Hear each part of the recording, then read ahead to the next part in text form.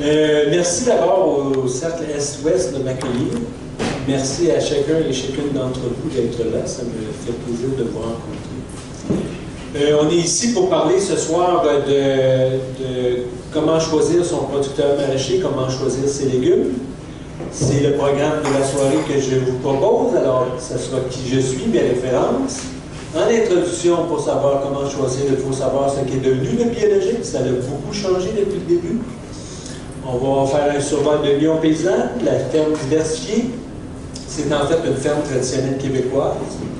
On va se pencher un petit peu sur ce qu'était le mode de production biologique à l'origine. On va passer au mode de production industrielle pour faire un bref rappel.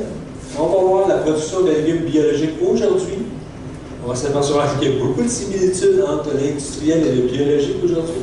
On va arriver à des conclusions et on va savoir comment choisir son producteur maraîcher.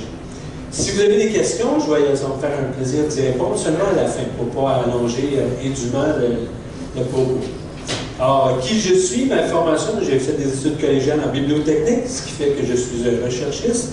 J'ai poursuivi dans les communications en danse. J'ai fait un bac en danse à l'UQAM en 1990. C'est la même année où j'ai acheté ma terre à Charette, que j'ai vendue le printemps dernier. Je reste quand même à Charette, à 300 mètres de ma terre. J'ai été producteur maraîcher pendant 8 ans sur cette terre-là, en 2008 à 2016. Pour ce qui concerne le maraîchage, j'ai fait une formation autodidacte et j'y tiens. Alors, j'ai donc pu contrôler qui était pour m'enseigner, qu'est-ce que j'étais pour apprendre et la vitesse à laquelle j'étais pour absorber le truc. Je vous dis ça, c'est important parce que ce dont je vais vous parler ce soir est, moi, ma culture agronomique, il y en a qui parlent même d'agrologique, est très à gauche, okay? Et très alternative, à ce point que ce qui m'intéresse, moi, et ce dont je parle en général, c'est pas enseigné encore dans les instituts officiels. Alors, mes références, c'est qui dans cette formation-là autodidacte? C'est Claude et Lydia Bourignon, premièrement. Ça, lui, PhD, c'est un ingénieur agronome, elle est chimiste. Pour les vers de terre, c'est Marcel B. Boucher, 350 pages sur les vers de terre, il faut le faire. Okay. Au niveau aussi de la pratique de la philosophie, je vous recommande, si vous aimez la philosophie, Masanobu Fukuoka, La révolution d'un seul brin de paille. Moi, à lire ça, je lis un paragraphe et j'en ai pour 3 jours. OK, c'est ça.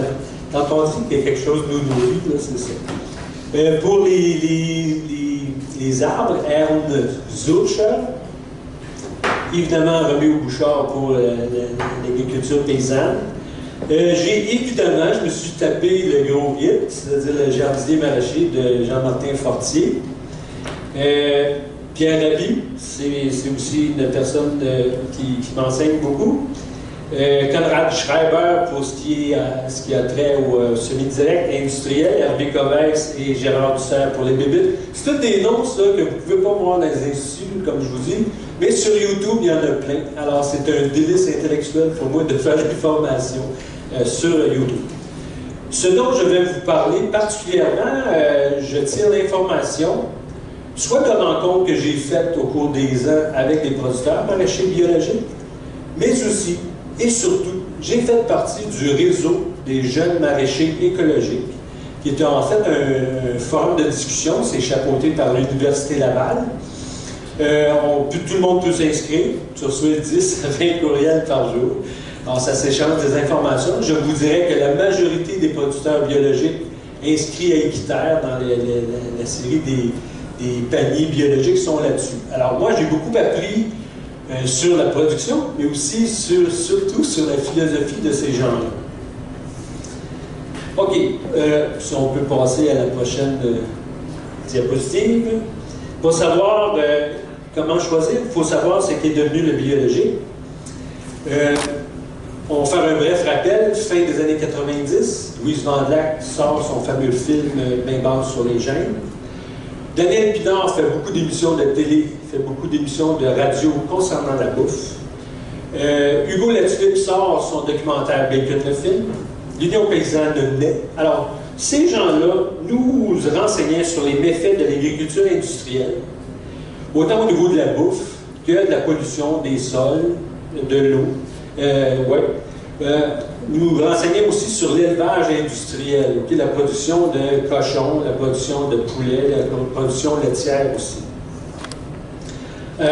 L'Union paysanne, donc, est née à ce moment-là, je pense que c'est en 2000, mettait de l'avant l'abolition du monopole syndical. C'était vraiment son cheval, c'est encore son cheval de bataille.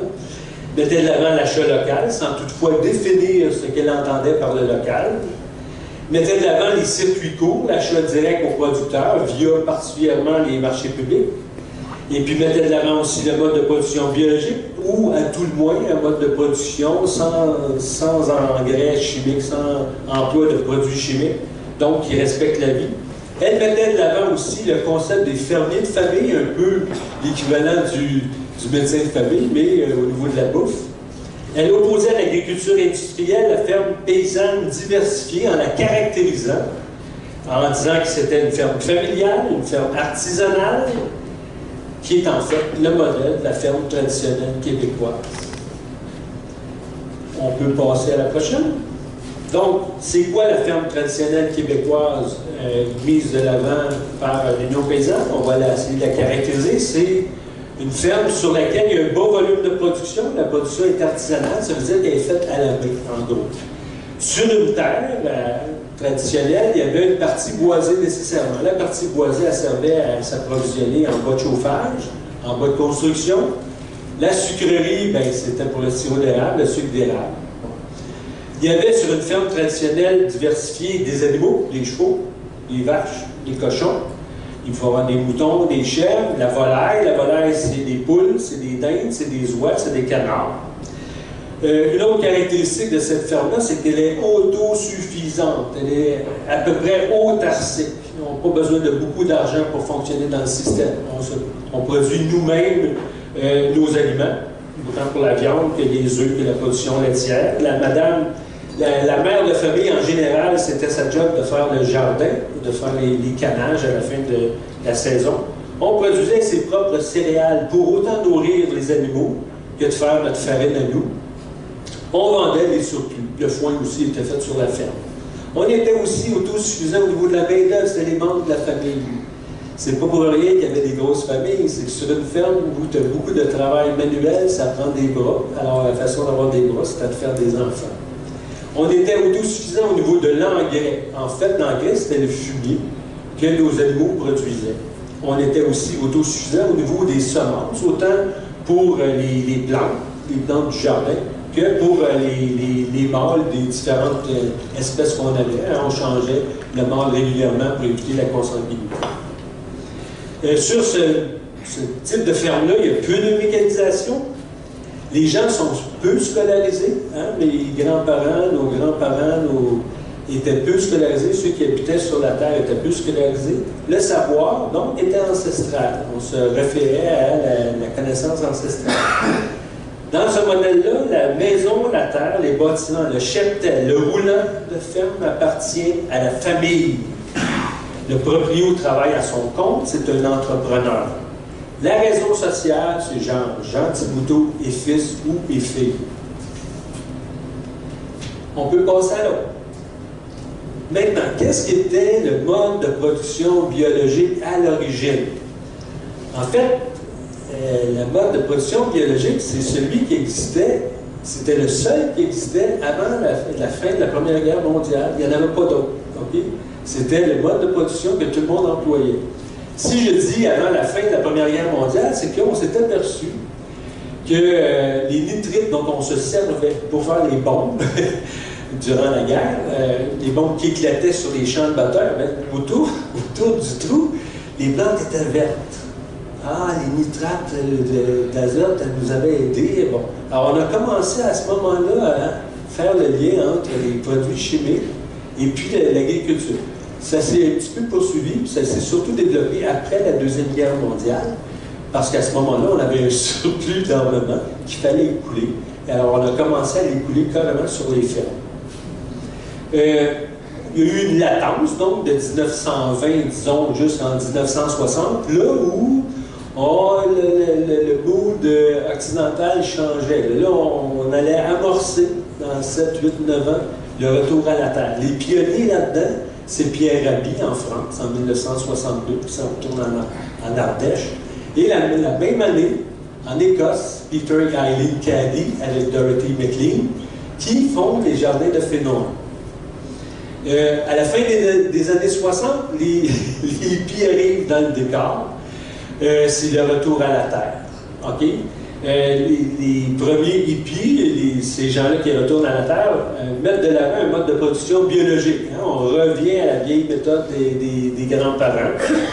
Les fermes de ces hippies-là sont artisanales, ils vivent d'autosuffisance. D'ailleurs, le slogan à l'époque, c'était « Fuck le système ». Ces gens-là vendaient localement leur production, ils pratiquaient la simplicité volontaire, ce que Pierre Rabhi a développé sous sobriété heureuse. C'était une forme d'agriculture biologique qui était mise en avant pour aller à l'encontre de l'agriculture industrielle qui était naissante à cette époque-là. Leur agriculture biologique, eux autres, c'était un mode de production qui respectait la vie en général. La vision était holistique, c'est-à-dire que tout était connecté. Okay? Ça allait à l'encontre de la vision mécaniste de l'agriculture industrielle qui prenait place tranquillement. Dans cette vision-là, l'agriculture, le sol est vu comme étant un habitat, à tout le moins, pour des bébés. Mais il y en a certains aussi qui voient le sol comme étant une entité elle-même, okay? Qui était une entité vivante elle-même. Prochaine diapositive. Voyons maintenant, c'est quoi le mode de production. On va faire un bref rappel de c'est quoi le mode de production industrielle. Avant d'aller plus loin, vous savez, on parle d'agriculture industrielle, on pourrait dire aussi des synonymes agriculture conventionnelle, agriculture intensive ou agriculture productiviste. Okay? Dans cette forme d'agriculture-là, on a une vision mécaniste. La plante est vue comme une machine. Le sol est vu uniquement comme un support. C'est pas vu comme un habitat pour les bébés. Okay? C'est pas vu comme une entité vivante par lui-même. On pratique une culture intensive d'une monoculture ou d'un seul élevage, l'élevage d'un seul animal. Par exemple, les bovins de boucherie, par exemple, les cochons, par exemple, les fermes laitières. Dans ce mode de production-là, les légumes sont plus nourris par le fumier, ils sont nourris par des produits chimiques. Les produits chimiques qui aident aussi au contrôle des champignons, des maladies et des bébés. Le fumier, dans ce mode de production-là, il n'est plus vu comme un nutriment, il est vu plutôt comme une source de pollution.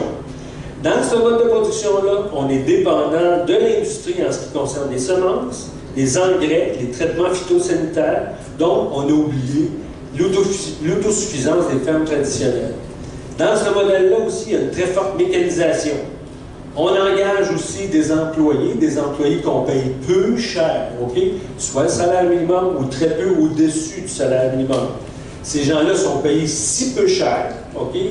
Que le salaire suffit seulement à les faire survivre. Jamais ils ne pourront accéder avec leur salaire à devenir propriétaire d'une ferme parce que aussi les terres deviennent de plus en plus chères. Le proprio, dans ce mode de production-là, c'est rendu une personne morale, c'est incorporé. Okay? Il n'y a plus de fils ou filles comme ce l'était avant. La tendance dans ce mode de production-là, c'est de moins en moins de propriétaires travaillent dans les champs. J'ai rencontré une productrice de légumes biologiques l'automne dernier, une productrice de légumes conventionnels, chimiques, industriels l'automne dernier. Elle me disait que sa job à elle, sur la ferme, c'était dans le bureau. Uniquement s'occuper de la paperasse. Son mari était dans le champ avec des employés, mais elle travaillait au bureau. Dans ce mode de production-là, on observe une dépendance envers les marchés nationaux et internationaux pour écouler la marchandise. On ne vend plus à son voisin. Donc, on est soumis aux chaînes de distribution, aux chaînes d'alimentation. On est soumis au système de quotas. On est soumis à la bourse, notamment la bourse de Chicago pour le prix des ports. Prochaine diapositive. Maintenant, on va voir Qu'est-ce qui est devenu la production de légumes biologiques maintenant, après 40 ans d'exercice? OK. Avant d'aller là-dedans, avant de vous le décrire, parce que je vous le dis tout de suite, c'est pas Jojo, je tiens à spécifier qu'il reste toujours quand même des producteurs qui sont éthiques, qui sont moraux, qui sont corrects, qui ont une vision de l'agriculture durable. Bon. Les nouveaux producteurs de légumes biologiques, ils ont comme caractéristique d'être très scolarisés, que leur scolarité est très spécialisée aussi. Ça va du DEP, du diplôme d'enseignement professionnel, jusqu'au bac en agronomie. Ça s'explique par le fait que tu peux avoir droit à des subventions pour partir de ton entreprise agricole. Et les subventions sont en fonction du degré de scolarité que tu as. Donc, si tu as un bac en agronomie, ça peut aller jusqu'à 35 000 $ qu'on te donne de subvention pour démarrer ton entreprise. Ces gens-là sont d'excellents techniciens. Ils sont hyper performants. OK? Ils proviennent d'un autre milieu que le milieu agricole. Vous savez, les agriculteurs ont subi les mêmes changements sociaux que les familles en général, la population en général, ce qui fait qu'ils font moins d'enfants, et puis les enfants ne suivent pas nécessairement les traces des parents. Leur formation est à ce point pointue que je dirais qu'elle est presque chimiste. Okay? Bon. On sait maintenant, avec les études qu'on a faites, ce dont chaque plante a besoin à chaque étape de sa croissance. Okay? Un genre, je vais vous donner un exemple d'étude, c'est tout à fait fictif, mais ça vous donne une idée du truc. Le taux d'absorption du bore et du magnésium du poivron en période de fructification sous production de serre au Québec 2008. Pour vous dire à quel point c'est très, très pointu. On sait à tel moment ils ont besoin de tel truc spécifique. Ce qui fait que l'industrie, parce que maintenant le bio s'est rendu une industrie, okay? Une grosse industrie, l'industrie a inventé, a mis sur le marché une foule de boosters à plantes. Okay? À tel moment, tu mets ça, hop, la plante devient plus grosse, plus vite. Bon. Dans cette optique-là, on perd, vous voyez, on revient à une vision mécaniste de la vie, on perd la vision holistique des pionniers de l'agriculture biologique. Si on est autant formé, ça veut dire que le savoir ancestral de grand-maman est relégué dans les musées. Okay? C'est rendu folklorique. On oublie les notions de compagnonnage, on oublie les purins, les décoctions dont grand-maman se servait pour contrôler les champignons, les bébites et les maladies. C'est à ce point développé qu'il y a des entreprises spécialisées dans la production d'insectes prédateurs pour contrôler les insectes dans ton champ ou dans tes serres. La tendance actuelle chez les producteurs biologiques, c'est le bio-intensif. Le bio-intensif, le mot le dit. Okay? On a employé le terme intensif tantôt pour décrire l'agriculture industrielle. Là, elle est rendue carrément dans la production de légumes biologiques. Le modèle qu'on met de l'avant, vous l'avez vu encore une fois, tout le monde en parle en fin de semaine passée, c'est Jean-Martin Fortier qui a écrit ce livre-là, qui est un best-seller, il est traduit en 12 langues, je pense. Là. Bon. Alors, dans ce modèle-là que lui propose, on revient à un sol vu comme une machine, parce que son but à lui, c'est de soutirer le maximum de ce que chaque centimètre carré de la terre peut donner. Aussi, dans cette nouvelle pratique-là, on utilise un pesticide, on peut utiliser un pesticide chimique à large spectre accepté par le certificateur. Le produit s'appelle le N-Cross spinosal. Je vous avertis que quand j'ai lu ça sur le réseau, ok, moi j'en revenais pas, là, ça se peut pas, là. Il y a quelque chose qui ne marche pas. Alors, écoutez, la discussion a duré 2-3 jours. On va imaginer le nombre de courriels qu'on avait. Et puis, là, je me suis décidé. Alors, j'ai fait N-Cross spinosal sur Google.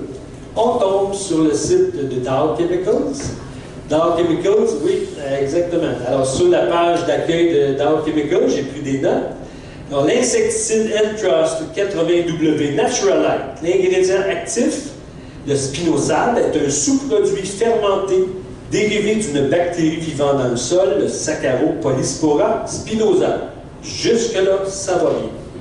On dit que c'est la version biologique de l'Anthrax, du Anthrax, parce qu'il y a une version qui est conventionnelle. Le spinosal, c'est la version biologique. On spécifie dans la description du produit que ça prend de 1 à 14 jours avant que les légumes pulvérisés soient corrects pour la consommation humaine. On dit que c'est un insecticide à large spectre qui est toxique pour les abeilles. Le Naturalite, pour l'appliquer, ça prend nécessairement un permis d'applicateur de pesticides.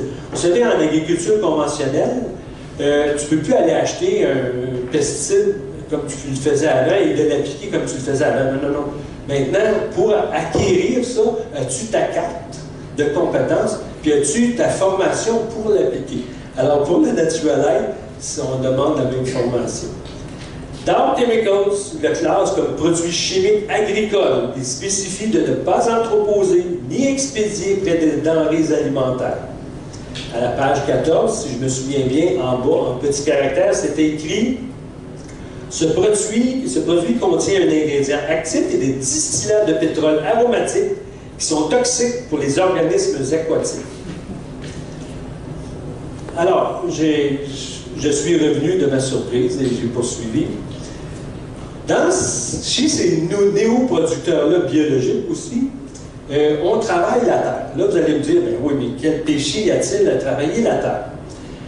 Depuis les 30-40 dernières années, les connaissances concernant la microbiologie des sols et le sol en général, les écosystèmes, l'écologie, ont beaucoup progressé du côté alternatif. Okay?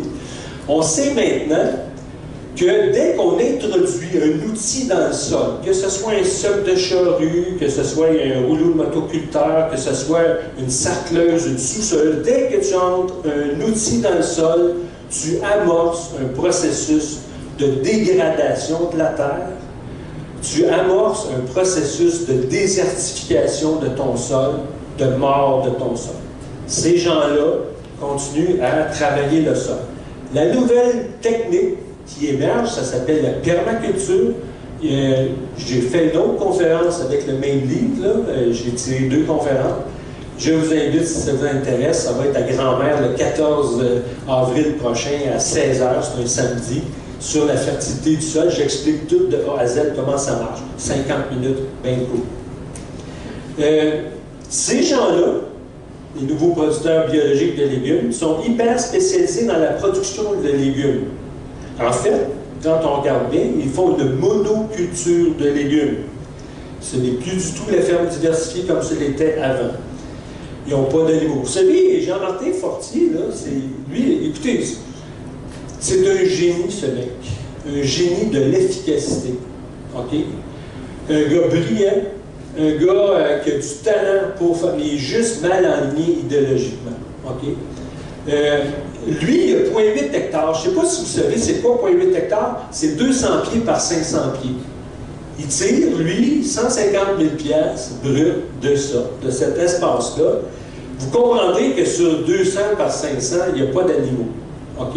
Parce que sur le terrain, il y a sa maison, puis il y a des bâtiments, puis il y a des serres. OK? Il n'y a pas de place pour mettre des animaux, ou ben donc 3-4 poules. Bon. Mais ce que je veux amener comme point, c'est que par rapport à la ferme diversifiée dans le temps, il y avait plein d'animaux, oubliez ça.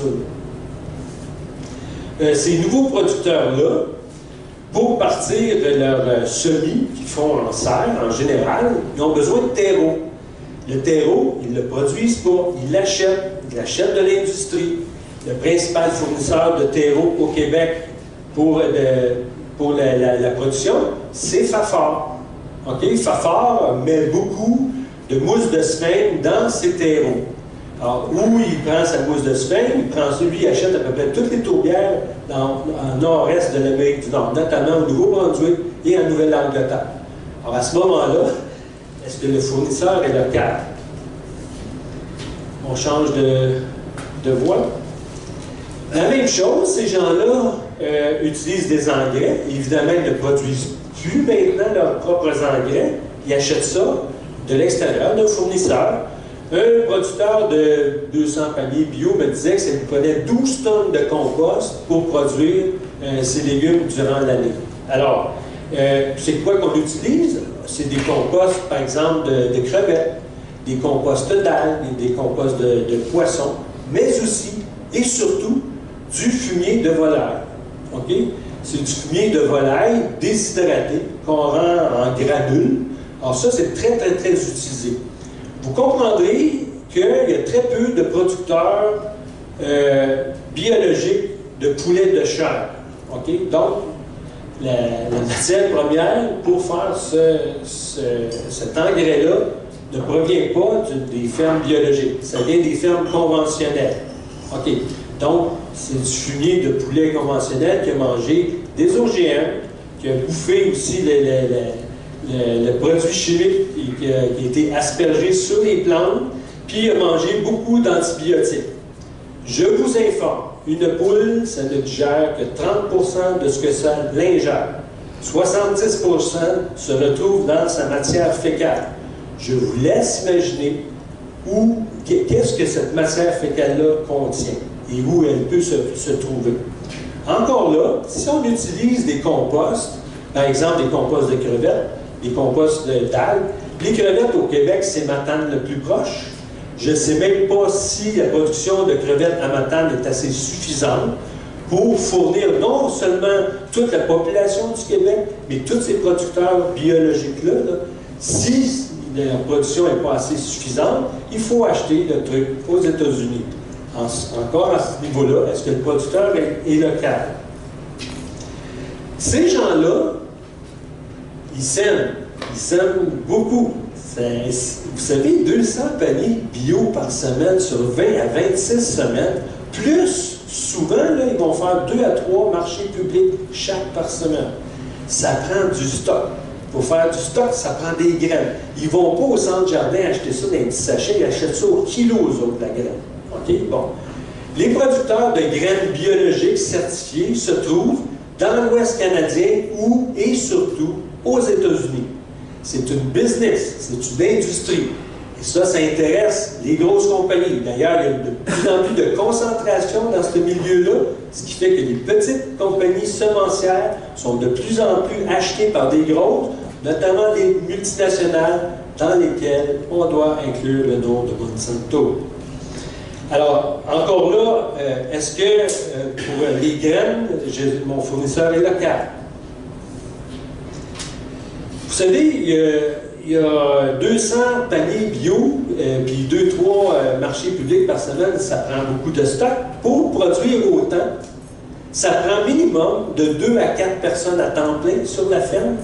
Dans les pics de production, ça peut monter jusqu'à 6 en plus, 6 à 8 personnes additionnelles à temps partiel. On utilise beaucoup de mécanisation, des planteuses, des arracheuses, des sarcleuses, des sous-soleuses, etc., etc. Okay. Pour produire autant, je vous parlais tantôt que je disais que les plants, par exemple, si vous faites du céleri, là, c'est 100 jours. Bien, 100 jours, c'est la période de chaleur de notre été. Okay? Donc, si tu parles du céleri, certains plants de tomates, mais aussi pour allonger la saison, ces gens-là utilisent des serres. Ils ont toutes, de 1 à 4 serres sur chaque ferme. Okay? Quand on y pense bien, une serre, c'est un non-sens écologique. Hein? On chauffe au mois de février un bâtiment dont le mur extérieur, c'est un film de plastique 6 millième. Donc, notre empreinte écologique est marquante pour, au final, avoir quelques légumes désaisonnalisés. 200 paniers par semaine, ça c'est une norme pour Équiterre. Il y en a que c'est un petit peu moins, puis il y en a d'autres c'est plus. Il y en a une en région, c'est 350. Au nord de Montréal, dans les Laurentides, il est rendu à 400, lui, là. Puis il monte. OK? Bon. Pour vous dire, 200 paniers par semaine, il y a un village au nord ici qui s'appelle Saint-Sévère. OK? Dans le village, il y a 300 habitants. Si on met une moyenne de 3 personnes par famille, ça fait juste 100 familles dans le village. Alors, un producteur nourrit tout le village, la moitié de l'autre, et ici, je ne parle pas des marchés publics en plus. OK? Bon. Ces gens-là parlent de fermiers de famille. Moi, je doute très fort que ces gens-là peuvent avoir une relation personnelle avec chacun de leurs clients. Vous savez, Quand ils vont à un point de chute, ces gens, disons qu'il y a un point de chute, ça dessert 50 clients. Ils sont là 1 heure, maximum 2 heures. Ça veut dire qu'en 2 heures, là, il faut que tout le monde ait été répondu, puis on s'en va ailleurs. Ça veut dire que les gens qui se retrouvent au point de chute, c'est l'équivalent de s'ils se retrouvaient chez IGA le jeudi soir à 5 heures, alors que c'est le moment dans la semaine où c'est le plus utilisé. Autrement dit, ils font le line-up comme ceux qui sont au IGA. Okay? Alors à ce moment-là, le producteur, si c'est le producteur qui vient amener les légumes au point de chute, il n'a vraiment pas le temps de parler 10 minutes et de faire la petite jasette avec ses clients. On change de truc. Alors, vous me voyez venir probablement. On va voir les similitudes entre la production de légumes biologiques aujourd'hui et l'agriculture industrielle. Dans les deux cas, on parle de fermes hyper spécialisées. Donc, on n'a pas pu du tout la ferme diversifiée d'antan. C'est le modèle que Pinard, au début des années 2000, que l'Union paysanne mettait de l'avant. Okay. Dans les deux cas, on parle de prolétarisation de l'agriculture, d'embauche de salariés. Okay? En plus des membres de la famille, les propriétaires engagent des employés payés peu cher, ce qui a des conséquences sur la richesse collective. On peut parler de paupérisation de la population. C'est aussi un impact sur l'occupation du territoire. Les gens ne sont pas payés assez cher pour s'acheter eux-mêmes une ferme et partir leur business ultérieurement. Dans les deux cas, on parle de très forte mécanisation. On est très loin de l'artisanal. Dans les deux cas, on parle de dépendance envers l'industrie en ce qui concerne les semences, le terreau, le compost, les produits phytosanitaires, les boosters de toutes sortes. On est très loin de l'autosuffisance de grands-papas et de grands-mamans. Dans les deux cas, on a une approche mécaniste du vivant. On a complètement perdu la vision holistique des pionniers. Dans les deux cas, on a un esprit de conquête du marché, de la mondialisation. Vous savez, pour aller à un marché public, ces gens-là font souvent 150 km pour aller et 150 km retour. Ça, c'est un marché public. Okay? Ça, c'est vraiment avoir l'esprit de conquête du marché. On ne parle plus du local, on parle du au moins interrégional ou national. C'est beaucoup plus national, la notion. Ces gens-là sont aussi organisés en réseau. Par exemple, M. Alachid dit, écoute, oui, cette semaine-là, il me manquait des cocons. Est-ce qu'il y a quelqu'un qui est capable de m'en fournir? Trois-Rivières, ici, oui, hey, moi j'ai un surplus cette semaine, on va s'arranger, je vais t'envoyer ça. On se rencontre à Montréal, à tel marché public, on fait l'échange là.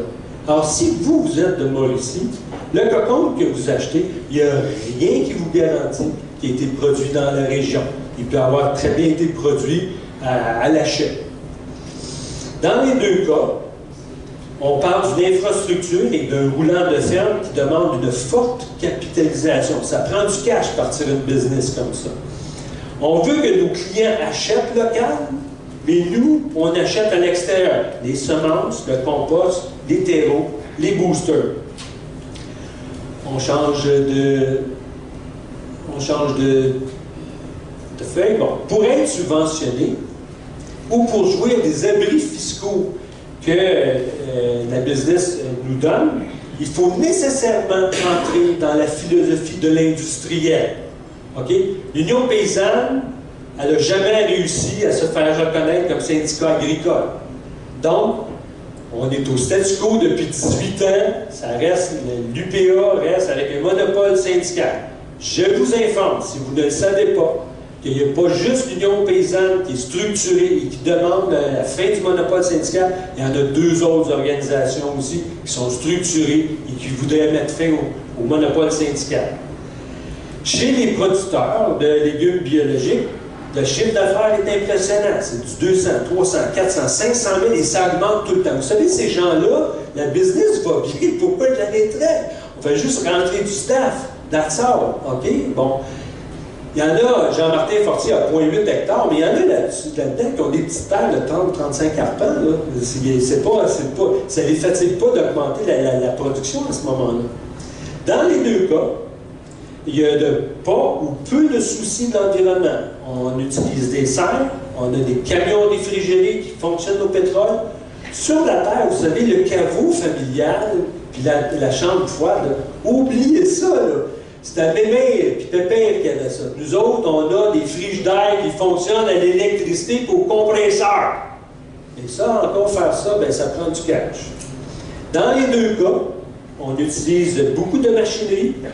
Dans les deux cas, les pratiques culturelles sont dégradantes pour le sol, notamment les labos. Aussi, dans les deux cas, et ça m'a attristé infiniment, beaucoup de ces producteurs-là, pour ne pas dire la majorité, sont d'ardents défenseurs du monopole syndical en agriculture. Et si tu es pour le monopole syndical en agriculture, le corollaire de ça, c'est que tu es contre la démocratie. Ça, il faut vraiment être conscient de ça. Donc, en conclusion, les producteurs bio actuels ont complètement oublié l'essence fondamentale qui a présidé à la naissance de l'appellation biologique. Le biologique a été complètement récupéré par le système à ce point que, et ça, il l'a encore avoué samedi passé, Jean-Martin Fortier travaille de concert, main dans la main, avec la famille Desmarais. À ce que je sache, les Desmarais n'ont pas eu de révélation. Quand tu pars une business dans leur tête, eux autres, c'est pas la santé de la planète qui les intéresse. La première chose qui les intéresse, c'est le profit. Le reste, ils s'en foutent comme leur canon. Ces gens-là, en général, comme je veux essayer de faire la démonstration, vous voyez, ils surfent sur une vague amorcée au début de l'an 2000 par Daniel Pinard, par l'Union paysanne. Ils ne cadrent pas du tout dans ce modèle-là, mais regarde, nous autres, les fermiers de famille, là. Tu sais, bon, on vend localement, oui, localement de la chute à la Trois-Rivières, ça c'est local. OK, moi quand j'avais la production, moi je m'étais donné de la barre, elle était haute. J'ai dit, moi c'est mon village, puis les villages autour. OK, alors bon, si j'avais 12 clients, c'était beau. Mais c'est pour vous dire, anyway, que ces gens-là surfent sur une vague et puis qui ne sont pas du tout ce qu'ils prétendent être. Si donc, pour vous, comme pour moi, acheter c'est voter, si vous voulez encourager un producteur artisanal, une ferme non industrielle, un vrai fermier de famille, un producteur qui respecte la vie en général, notamment le sol, si vous voulez favoriser l'occupation du territoire, la pluralité syndicale en agriculture, il faut nécessairement réévaluer votre choix d'un producteur. Comment choisir son producteur dans ces situations-là? Comment choisir son producteur? Comme je vous ai dit, c'est la prochaine... voilà. Il y en a qui sont quand même éthiques dans les producteurs bio chez Équiterre. Moi, personnellement, je vous donnerais le hint, je vous donnerais l'information, surtout les Déméter, à mon avis. Les Déméter, pourquoi? Parce que ceux qui sont certifiés Déméter, c'est ceux qui pratiquent la biodynamie de Rudolf Steiner. Ils ont une coche de plus. Okay. Aussi, il y a beaucoup de producteurs qui existent et qui ne s'affichent pas du tout, qui ne sont pas certifiés, parce que la certification, ça coûte du fric, puis ça demande de beaucoup le travail que tu as à faire. OK? Bon. Puis toi, là, gars, je ne veux pas avoir 200 paniers. Moi, c'était mon cas. Moi, les gars, je ne veux pas des paniers, je veux des kiosques. Les gens payent pour ce qu'ils veulent cette semaine. Ils sont pas obligés de jeter le panais qu'ils n'ont pas utilisé depuis 3 semaines. Bon. Alors, il y a beaucoup de petits producteurs qui ne s'affichent pas. Moi, dans mon coin, moi, je suis à Charette, mais dans mon coin, depuis 3 ans, il y en a 2 qui viennent de sortir. Ils ne sont pas certifiés, ils ne font pas partie d'un marché public, parce que ça, c'est une autre galerie qu'on pourrait s'étendre là-dessus. Mais ils sont sur le bord de la route. Vous savez, jusqu'à la fin des années 90, tu te promenais sur les chemins de campagne, tu avais souvent des kiosques à la ferme. OK? C'est parce que la dame, c'est elle qui s'occupait du potager, puis elle vendait son surplus. Et ça, ces gens-là, ils mangent exactement ce qu'ils produisent. Ils font attention. Souvent, ces gens-là, ils sont très respectueux de ce qu'ils font. OK? À mon avis, on peut se fier. Je vous donne un exemple. Il y en a un sur le rang 2 à Saint-Barnabé pour aller au chemin des Dalles. Le monsieur de 60 ans, je pense que c'est un ancien prof de cégep. Lui, il s'est dit, regarde, moi, je vais faire un jardin à ma retraite. Il fait son jardin, je suis arrêté, j'ai parlé avec lui. je me suis bien rendu compte qu'il n'y avait pas de formation là-dedans, il y avait juste du gros bon sens. Puis je veux dire, son gros bon sens, il était productif, son gros bon sens. J'ai bien vu qu'il n'était pas au courant de tous ces boosters-là. Il n'avait pas fait la démarche, lui, d'aller sur le RJME. Bon. Alors, ces gens-là, vous pouvez, à mon avis, leur faire confiance. Ces gens-là sont beaucoup plus éthiques que ceux qui s'affichent équitaires. Moi, j'ai beaucoup à redire contre équitaires. Bon. De toute façon, qu'est-ce qu'on a? On leur pose 3 questions. Qu'est-ce qu'ils utilisent comme engrais? S'ils en utilisent, parce que maintenant, avec la permaculture, on travaille assez bien le sol que tu n'as même plus besoin d'engrais. Okay? Le sol est suffisant pour produire des légumes. Sauf qu'en application biologique, là, dans ce système-là, ce n'est pas assez performant. Okay? On va le mettre de côté. Bon. Alors, qu'est-ce qu'ils utilisent comme engrais? Quelle méthode de contrôle des insectes et des maladies qu'ils emploient? S'ils disent du spinosad, maintenant vous savez ce que c'est. Est-ce que c'est le producteur qui me parle ou c'est un employé? Vous savez, les employés, là, ils ne sont pas tous allumés, puis ils ne sont pas tous intéressés à ce qu'ils font. Eux autres se trouvent une job. Bon, c'est peut-être pas nécessairement les gens habilités à vous répondre correctement. Bon. Alors, c'est à peu près ce que j'avais à vous dire. Je vous remercie d'avoir écouté. Si vous avez aimé mes propos, c'est 10 pages de ce livre-là, seulement ce soir. Je vous invite à me suivre sur ma page Facebook, Guy Boissier écrivain. Je vous invite aussi à vous abonner à ma chaîne YouTube. Vous allez trouver des vidéos qui vont complémenter ce que je viens de dire, notamment sur la certification biologique. Alors, merci de votre écoute. Si vous avez des questions, ça va me faire plaisir de répondre.